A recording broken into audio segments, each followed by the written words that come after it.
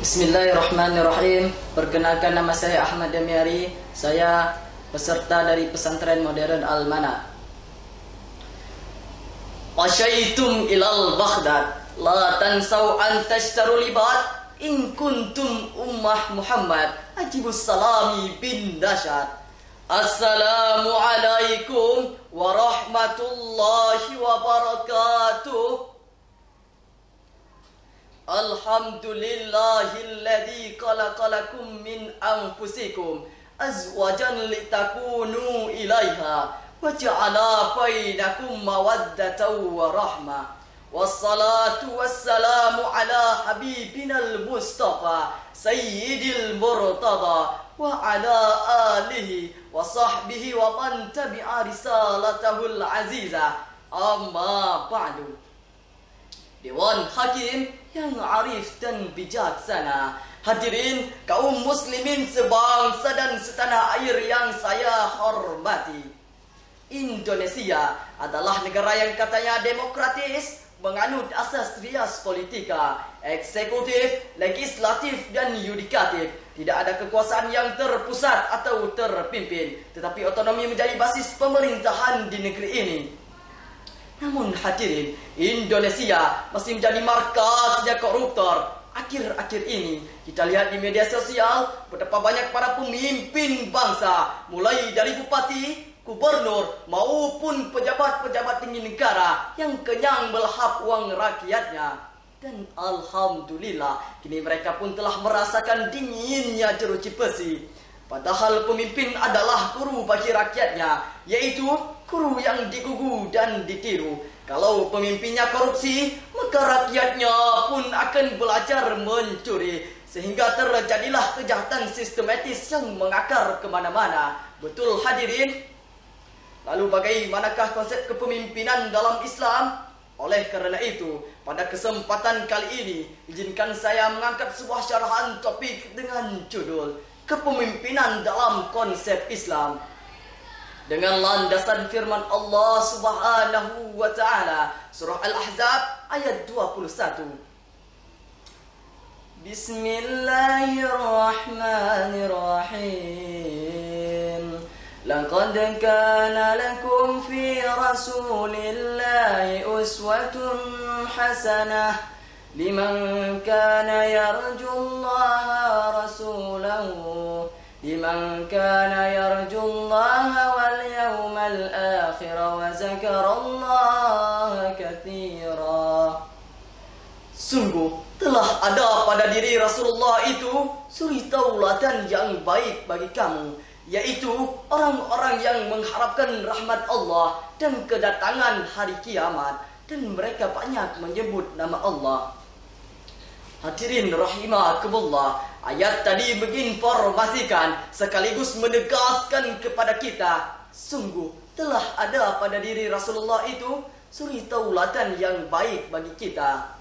Dijelaskan bahwa uswatun hasanah menurut Imam Ali As-Sabuni dalam Sofat At-Tafasir, yaitu Rasul merupakan figur yang luhur dan contoh yang tinggi yang harus kita ikuti dalam segenap perkataan dan perbuatan. Sejalan dengan ayat tadi, Aisyah radhiyallahu anha berkata, "Ka'anna khuluquhul Quran." Rasul is the walking Al-Quran. Akhlak Rasul ibaratkan Al-Quran yang berjalan. Timbul pertanyaan, bagaimanakah akhlak para pemimpin bangsa kita jika dikaitkan dengan ayat kandungan ayat tadi? Jawabannya alhamdulillah. Tidak sedikit para pemimpin bangsa kita yang memiliki akhlak dan moral yang terpuji. Namun hadirin, kita juga tidak bisa menutup mata bahwa persada Nusantara saat ini tengah dipertontonkan dengan kenyataan para pemimpin yang katanya berjuang atas nama rakyat, tapi tidak berorientasikan rakyat. Di depan rakyat mendendangkan lagu-lagu demokrasi, syair-syair perlindungan, tapi di belakang rakyat tidak segan-segan mencekram, mencekik, menginjak-injak, bahkan membunuh hak-hak rakyat. Betul hadirin? Bahkan akhir-akhir ini kita sering melihat orang yang fasih berbicara, mendukung pemerintah yang bersih dan bersahaja. Namun di balik itu semua, masih saja mencari kesempatan dengan bersandiwara. Gaya bak orator, tapi biangnya provokator. Laganya bak proklamator, tapi biangnya provokator. Pantas saja jika bangsa kita tercinta ini masih mengalami dalam keterpurukan dan krisis berkepanjangan. Reformasi yang kita cita-citakan justru destruksi yang jadi kenyataan. Pembangunan nasional yang kita harapkan justru bencana nasional yang kita rasakan. Na'udzubillah, tsumma na'udzubillah. Timbul pertanyaan, apa yang harus dilakukan oleh para pemimpin bangsa kita? Oleh karena itu, mari kita renungkan surah Ali Imran ayat 259 yang berbunyi, A'udzu billahi minasy syaithanir rajim. Bismillahirrahmanirrahim. فبما رحمة من الله لنت لهم ولو كنت فظا غليظا في القلب لانفضوا من حولك فاعف عنهم واستغفر لهم وشاورهم في الأمر فإذا عزمت فتوكل على الله Inna Allah yuhibbul mutawakkilin. Maka disebabkan rahmat Allah lah kamu berlaku lemah lembut terhadap mereka. Seandainya kamu berlaku keras, lagi berhati kasar, niscaya mereka akan menjauhkan diri dari sekelilingmu. Maka dari itu, mohonkanlah ampunan bagi mereka, dan mohonlah ampun untuk mereka, dan bermusyawarahlah dengan mereka setiap kali ada permasalahan. Apabila kamu telah membulatkan tekad, maka bertawakallah kepada Allah. Sungguhnya Allah menyukai orang-orang yang bertawakal. Hadirin rahimani wa rahimakumullah.